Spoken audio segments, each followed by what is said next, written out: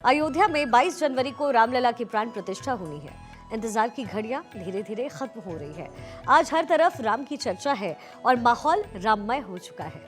ऐसे में आज भारत 24 पर खास मेहमान हमारे साथ यहाँ मौजूद हैं स्टूडियो में। अपनी कविताओं से भारत ही नहीं बल्कि दुनिया के कई देशों में भारत का डंका बजाने वाली कवित्री कविता तिवारी हमारे साथ इस वक्त स्टूडियो में मौजूद है, जिनकी आवाज, जिनके शब्द उनकी पहचान है। बेहद कम उम्र में कविता ने अपनी प्रतिभा के दम पर अपनी एक पहचान बनाई है। भगवान राम की आराधना में भी उन्होंने कविता लिखी, बेटियों पर भी लिखी। उनकी जो कविता है वो पूरे देश में मान और सम्मान बढ़ा रही है। इतना ही नहीं, उत्तर प्रदेश के सीएम योगी आदित्यनाथ भी कविता तिवारी के प्रशंसक हैं। तो आज कविता हमारे साथ यहाँ स्टूडियो में मौजूद है और हम कविता से कई मुद्दों पर बातचीत करेंगे। साथ ही राम राज्य पर चर्चा होगी, राम के आदर्शों पर हम यहाँ बातचीत करेंगे और उनकी कविताएं भी सुनेंगे। कविता, बहुत बहुत शुभकामनाएं आपको और बहुत बहुत स्वागत है आपका भारत। बहुत आभार भारत 24 का, बहुत आभार और पूरे देशवासियों को बहुत बहुत शुभकामनाएं।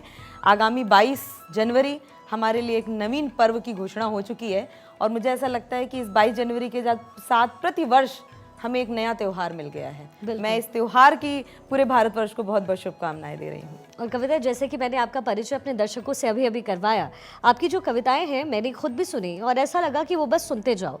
और प्रभु श्री राम का अवतार कुछ इस तरह का है और जो पुरुषार्थ उनका है वो भी कुछ ऐसा ही अद्भुत है। उन्हें आप जितना देखेंगी उतना उनमें खोती चली जाएंगी। और आज जो तमाम अयोध्या वासी हैं, त्रेता युग की तरह ही आज के इस युग में भी उनका इंतजार कर रहे हैं। मैं चाहूंगी कि कविता के माध्यम से जब प्रभु श्री राम आ रहे हैं तो इस वक्त अयोध्या की क्या छटा है, अगर आप मैं अभी कुछ पंक्तियां आपके चैनल पे भी चल रही थी, तो लगभग वही पंक्तियां जो मेरे मन में बार बार चल रहा था कि ये जो भाव आपके हैं कि जो प्रशंसा, जो उत्साह, जो उमंग जो इस समय अयोध्या में है वो शायद त्रेता में उस वक्त रहा होगा।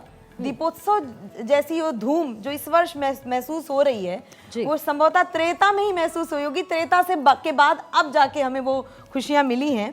तो मैं पंक्तियां समर्पित कर रही हूँ। कैसा कैसा लग रहा है और कैसा लगेगा उस दिन। जी। सरयू नदी अधीर छलका रही है नीर, शबरी असमान भक्ति भाव जग जाने को, शिव जी पधारेंगे बदल करके। क्या क्या होगा जी। शिव जी पधारेंगे बदल करके स्वरूप, शीतल पवन मंद विजन डुलाने को, अद्भुत अदृश्य शक्ति छाएगी अवध धाम, अद्भुत अदृश्य शक्ति छाएगी अवध धाम, बाध्य होगा और राम नाम गुण गाने को, अवधपुरी की जगमग जगमग देख, स्वर्ग उतरेगा राम मंदिर सजाने को, स्वर्ग उतरेगा राम मंदिर सजाने को। मुझे लगता है कि स्वर्ग से कम कोई परिकल्पना हो ही नहीं सकती। और मैं बीच में गई भी अयोध्या जी दर्शन करने। ऐसा अद्भुत दृश्य मुझे देख के बहुत गर्व की अनुभूति हुई कि मैं अवध से हूँ। जी। हालांकि बात सम्मुख आ गई है कि लगभग सभी लोग अवध से ही हैं, लेकिन मुझे विशेष रूप से कि मेरा जन्म अवध में हुआ है तो मैं इस बात से बहुत बहुत प्रसन्न हूँ। और हम जब भी प्रभु श्री राम के बारे में जिक्र करते हैं कविता जी, तो हम कहते हैं कि जो चरित्र और जो चित्रण उनका रहा है वो बेहद अद्भुत रहा है। मर्यादा पुरुषोत्तम पत्नी सीता की वजह से रहा, लेकिन आज भी कहते हैं कि जब भी प्रभु श्री राम का नाम लिया जाता है तो उससे पहले सिया का नाम लिया जाता है। इस समय जो जनकपुरी है वहाँ भी यही छटा देखने को मिल रही है। मैं कहीं पढ़ भी रही थी, जनकपुरी से जो है वहाँ से जल लेकर के वहाँ लोग निकले हैं क्योंकि जलाभिषेक होगा। तो मिथिला नगरी को लेकर के, सीता को लेकर के अगर आपने कुछ लिखा। मैं आज चर्चा कर रही थी अपने पिताजी से कि मेरे मन में एक हमेशा से ये संदेह रहा कि जैसा कि कहा जाता है कि माँ सीता को रामराज जाने के बाद भी वनवास हुआ, किसी एक भ्रांति के कारण, किसी एक प्रजा के कारण या प्रजा की में जो भ्रांति थी उसके कारण। तो मुझे लगा कि कुछ प्रतिशत लोगों के मन की भ्रांति पूरी प्रजा की भ्रांति कैसे हो गई, कुछ लोगों ने विरोध क्यों नहीं किया जी। और मुझे कहते हुए बड़ा अफसोस हो रहा है कि आज भी प्रजा के कुछ लोग अभी भी मन में शंका लिए बैठे हैं। लेकिन अब मैं ये बताना चाहती हूँ कि अब पूरी प्रजा वैसी नहीं रही है। चार पंक्तियां जो कवि सम्मेलन के मंचों पर बहुत प्रतिष्ठित हैं, वो पंक्तियां आपको समर्पित कर रही हूं कि यदि ऐसा होता है तो क्या होता है। नाव सदकाम की सद्वृत्ति से निष्काम खेते हैं, नाव सदकाम की सद्वृत्ति से निष्काम खेते हैं, सदा इतिहास के पन्ने यही पैगाम देते हैं। कभी भूले से यदि नारी सहे अपमान की पीड़ा, तभी श्री राम के घोड़े को लव कुश थाम लेते हैं। और आज ये प्रजा में हम लव कुश जैसी संतानें हैं जो मुझे लगता है माँ सीता के मान प्रतिष्ठा के लिए लड़ जाने को आतुर हैं, उनके लिए हर प्रकार का संघर्ष करने के लिए आतुर हैं। तो आज मुझे ऐसा लगता है अयोध्या से ज्यादा जनकपुरी में उत्साह है, क्योंकि अयोध्या उनकी ससुराल है। और मैं आपको एक बात और शेयर करूं, हम कवि सम्मेलनों के माध्यम से बहुत देश विदेश जाते हैं, और जब भी हम मिथिला जाते हैं तो चूंकि हम अवध से आए हैं, आज भी मिथिला के वासियों के मन में हमारे प्रति वो सम्मान का भाव रहता है कि ये मेरी बेटी के ससुराल से आए हैं जी। तो ये संस्कार जीने वाली धरती है, और मिथिला और पूरे वहाँ के क्षेत्र के लोगों को मैं बहुत बहुत साधुवाद देती हूँ। और हमारे यहाँ की तो वो वधू हैं और पूरे जगत की माता हैं, तो मुझे ऐसा लगता है उनके घर में जो उत्साह है वो अयोध्या से भी अधिक है। मुझे लगता है कविता जी, जो पूरी जो रामायण की छटा है वो यहाँ पर है। आप अवध से हैं, मैं मिथिला से हूँ, तो आपने जिसका जिक्र किया वो यहाँ पर पूरा होता है। आपने एक बड़ी अच्छी कविता भी लिखी है जो आपने योगी आदित्यनाथ जी के सामने भी सुनाया, हनुमान जी के ऊपर आपने लिखा है। और कहते हैं कि अगर भक्त कोई हो तो हनुमान जैसा हो। और जिस तरीके से उन्होंने सीना चीर करके जो तस्वीर दिखाई उसमें प्रभु श्री राम और माता सीता नजर आई, तो वो जो कविता आपने लिखी है वो अगर आप सुना पाए। बहुत सारे विवाद भी हुए, कुछ लोगों ने जाने क्या क्या टिप्पणी कर दी, लेकिन वास्तव में भक्त राज हनुमान जी हैं क्या? इतिहास विश्व भर के लिए यूं लिखा दिया, इतिहास विश्व भर के लिए यूं लिखा दिया, कहते हैं भक्ति भाव किसे यह सिखा दिया। भगवान का निवास कहाँ, इस सवाल पर हनुमान ने निज फाड़ के सीना दिखा दिया। ऐसी भक्ति सिर्फ हनुमान जी में ही हो सकती है, और कितना अच्छा अद्भुत मिश्रण है उनमें। वो सेवक भी उतने ही बड़े हैं और भक्त भी उतने ही बड़े हैं। और ये एक बड़ा संदेश भी है कि जिसके अंदर सेवा भाव है वो भक्त हो सकता है, और जिसके अंदर भक्ति है वही सेवक हो सकता है। और मुझे ऐसा लगता है, जैसे आप कह रही थी कि इस समय तो अयोध्या में सब प्रसन्न है, तो मैंने 4 पंक्तियां और कही थी। अवधेश को भजो तुरंत काम बनेगा, ये मैंने कहा था, अब मैं बदल रही हूं, सुनिए।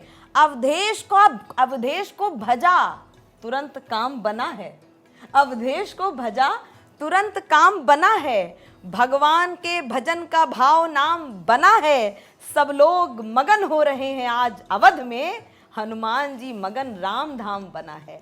क्या बात, सर्वाधिक अगर कोई प्रसन्न है तो हनुमान गढ़ी में बैठे हुए हनुमत लाल ही हैं जी। और इंतजार भी बहुत लंबा रहा है, अवधपुरी के लोगों का इंतजार लंबा रहा, और जो लोग, जो भारत के लोग हैं, भारतवर्ष के, उनका इंतजार लंबा रहा है। एक संघर्ष, एक लड़ाई लड़ी गई है, बहुत लंबी लड़ाई। मुझे ऐसा लगता है कि ये तो बहुत अतिशयोक्ति होगी कि मैं ये कह दूं कि 14 वर्ष का जो वनवास था, लेकिन मुझे लग रहा है उससे कहीं ज्यादा पीड़ादायक ये प्रतीक्षा थी जी। क्योंकि वो तो हम जान रहे थे कि वो ईश्वर बनने की दिशा में आगे बढ़ते हुए हमारे राघवेंद्र सरकार राम राज्य लाने के लिए या खुद को राम बनाने के लिए गए हैं, तो पता था कि वो अवध लौटेंगे। लेकिन जब राजनीति की बेड़ियों में जकड़ गए हों, ईश्वर स्वयं जकड़ गया हो, तो कहीं ना कहीं निराशा ज़रूर थी।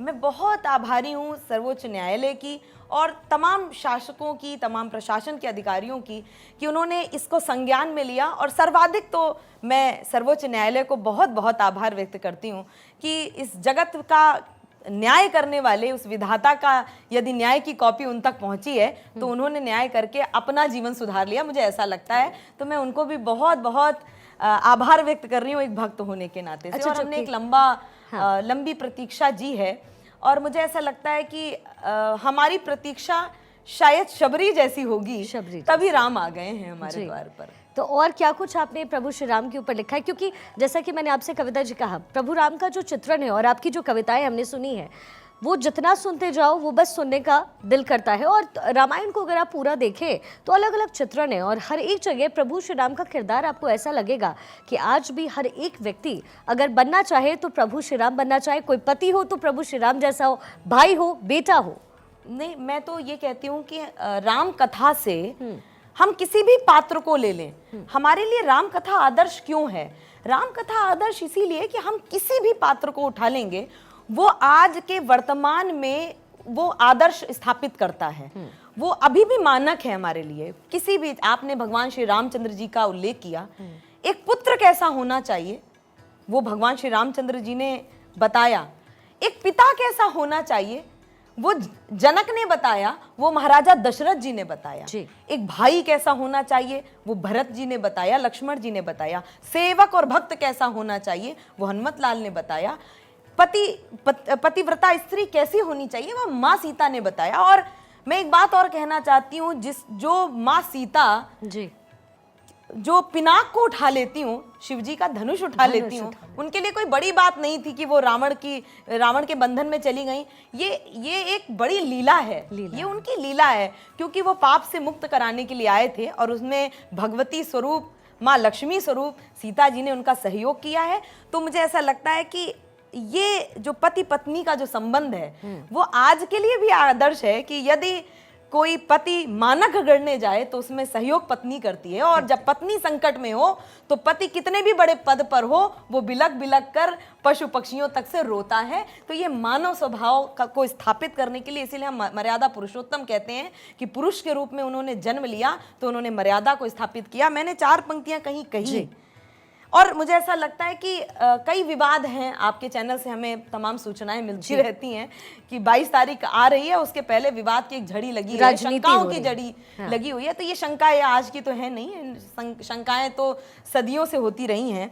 समझना ये जरूरी है किसे कहते हैं आकर्षण, समझना ये जरूरी है किसे कहते हैं आकर्षण, सुकवि तुलसी का मानस है सभी के वास्ते दर्पण, अगर विश्वास श्रद्धा हो, अगर विश्वास श्रद्धा हो तो पत्थर में भी ईश्वर है, भरत ने पादुकाओं में किए श्री राम के दर्शन।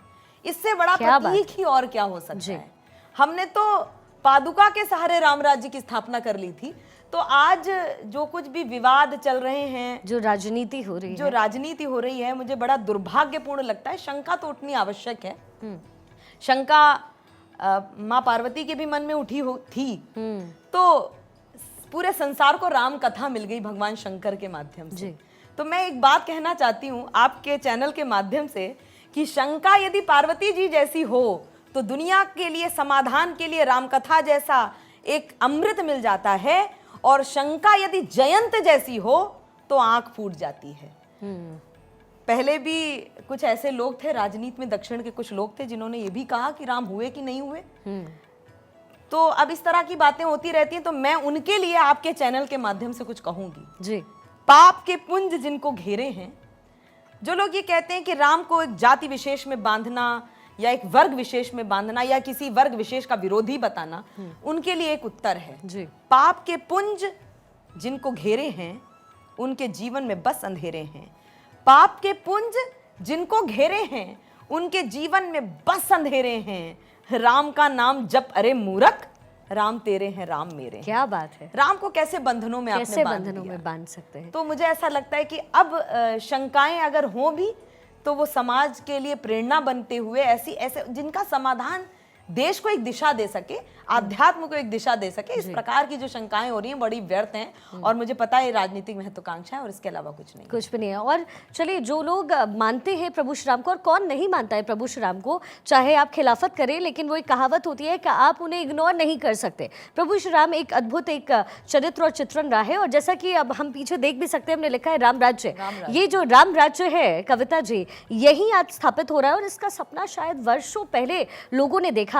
तो राम राज्य कैसा होगा अगर आप इसे कविता के माध्यम से गाए, क्योंकि मैंने सुना है कि आपने बेटियों पर भी आपने जो है बड़ी खूबसूरत सी कविता लिखी है। बहुत सारी कविताएं मेरी बेटियों पर भी हैं, और मैंने भी जो 4 पंक्तियां जो पढ़ी माँ जानकी पर जी, तो मुझे ऐसा लगता है कि राम राज्य, मैंने अभी एक बात कहा कि मैं फिर चाहती हूँ कि अब राम राज्य आए तो सीता निष्कासित ना हो, मैं ऐसा चाहती हूँ। मैं बेटी हूँ इसलिए कह रही हूँ, और मुझे पता है कि पूरी प्रजा, पूरी ये जनता, देश की जनता शांति रूपी सीता के लिए लड़ जाएगी। तो मैं कुछ गीत के कुछ पंक्तियां आप तक पहुंचा रही हूँ।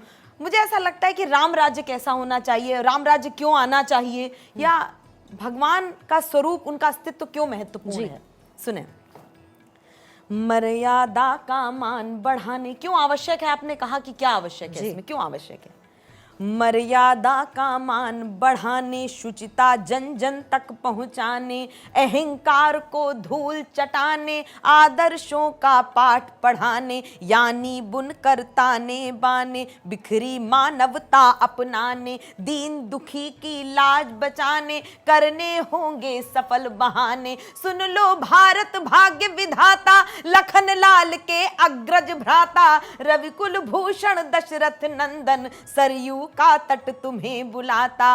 दावानल घिर सैन्य बनाकर जोड़ रहा है कुत्सित नाता, उनके यही कुकृत्य देखकर चीख रही है भारत माता।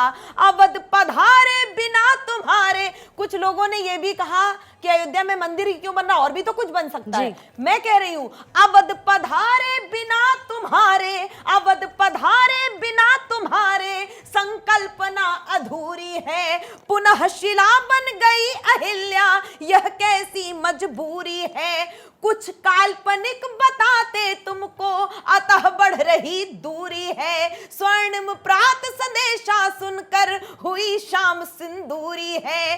क्या तुमने संताप सहे, क्यों जरूरी है, क्या तुमने संताप सहे, बतलाना बहुत जरूरी है, इसीलिए हे राम धरा पर आना बहुत जरूरी है, आना बहुत जरूरी है। राम राज्य की कल्पना इसीलिए आवश्यक है कि जो मर्यादाओं का पालन उन्होंने करके बता दिया है, अब पुनः उसकी स्थापना इसलिए भी आवश्यक है क्योंकि आतताइयों की ये जो उनकी जो क्रूरता है वो नित प्रतिदिन बढ़ती जा रही है और मन का रावण मर नहीं रहा है, मन का रावण नहीं मर। तो मुझे ऐसा लगता है कि राम राज्य में अब कम से कम इस प्रकार की बाधाएं मुक्त हो जाएं और राजनीति में नीति प्रबल हो, राज कम हो। जी चलिए, कोशिश तो यही है कविता जी, और मुझे लग रहा है मैं जितना सुन रही हूँ मुझे बहुत मज़ा आया और मुझे लगता है हमारे दर्शकों को भी बहुत मज़ा आया होगा, आनंद हमने महसूस किया।